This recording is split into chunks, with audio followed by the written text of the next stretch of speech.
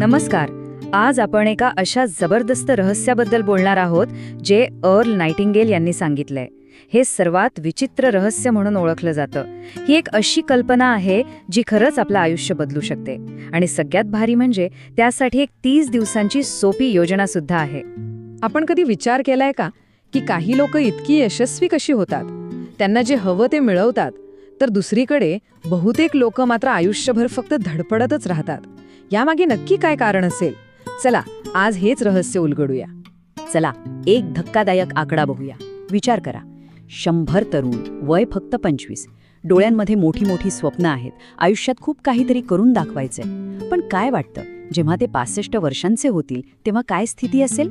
आश्चर्य वाटेल, पण त्यांच्यापैकी फक्त 5 जण यशस्वी होतात आणि उरलेले 95 जण एकतर अयशस्वी होतात किंवा आयुष्यभर संघर्ष करत राहतात.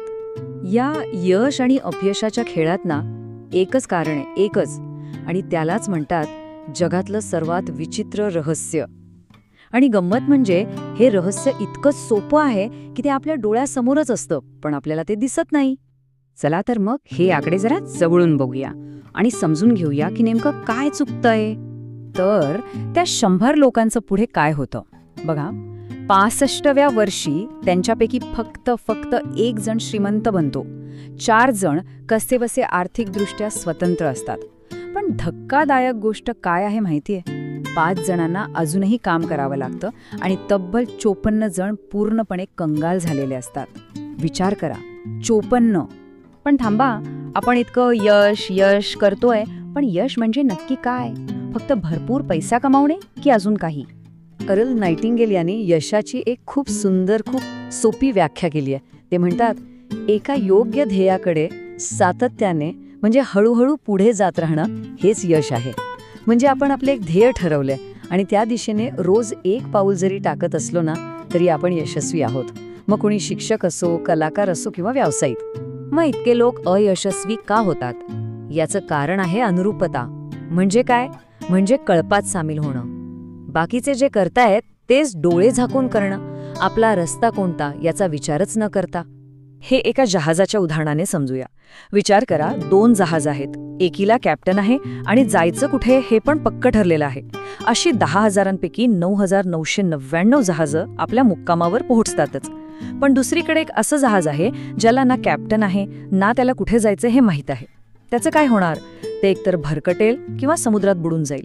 आपलं आयुष्यही अगदी तसंच आहे. आणि आता वेळ आली आहे ते रहस्य उलगडण्याची, यशाची ती गुरुकिल्ली जाणून घेण्याची. हे ऐकून कदाचित आश्चर्य वाटेल, पण खरं हेच आहे की यश आणि अपयश या दोन्हीसाठी एकच नियम लागू होतो, एकच चावी आहे. आणि ते रहस्य आहे, आपण जे विचार करतो तेच बनतो. बस इतकं सोपं? हो, इतकंच सोपं. पण हेच अंतिम सत्य आहे. डोक्यात जर सकारात्मक विचार असतील तर यश खेचून आणाल, आणि जर विचारच नकारात्मक असतील तर अपयश तुमच्या मागे धावत येईल. आणि ही काय आजकालची गोष्ट नाहीये.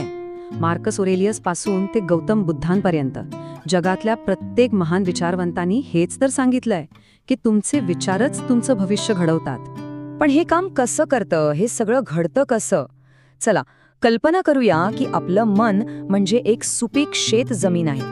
बघा, शेतजमिनीला काहीच फरक पडत नाही की तुम्ही त्यात मक्याचं बी पेरताय की एखाद्या विषारी वनस्पतीचं. तुम्ही जे काही पेराल ती जमीन तेच तुम्हाला भरभरून परत देईल. आपलं मनही तसंच आहे. ते एक सुपीक जमीन आहे.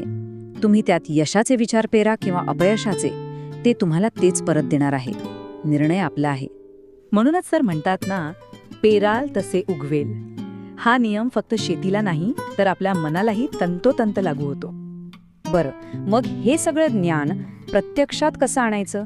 चला आता सगळ्यात महत्त्वाच्या भागाकडे वळूया, एका सोप्या 30 दिवसांच्या ॲक्शन प्लॅनकडे, जो खरंच आयुष्य बदलू शकतो.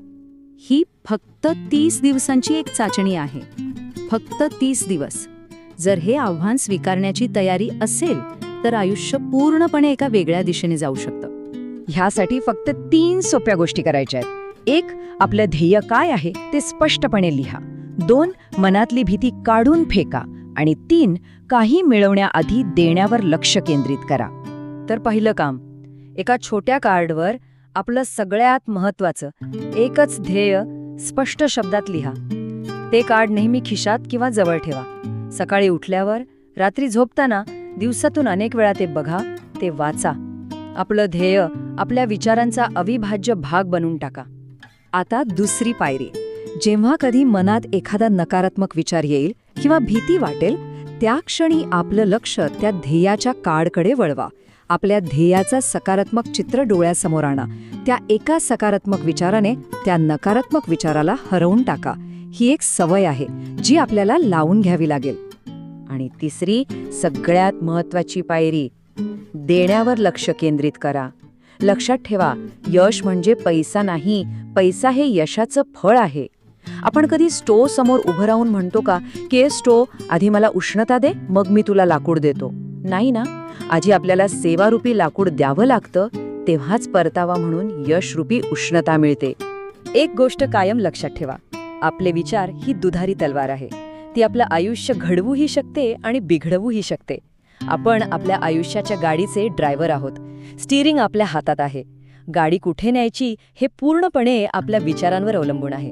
तर मग आज, आत्ता, या क्षणी आपण आपल्या मनात कोणतं बीज पेरणार आहोत? यशाचं की अपयशाचं? निवड आपली आहे, कारण एक गोष्ट नक्की आहे, जे पेराल तेच उगवेल.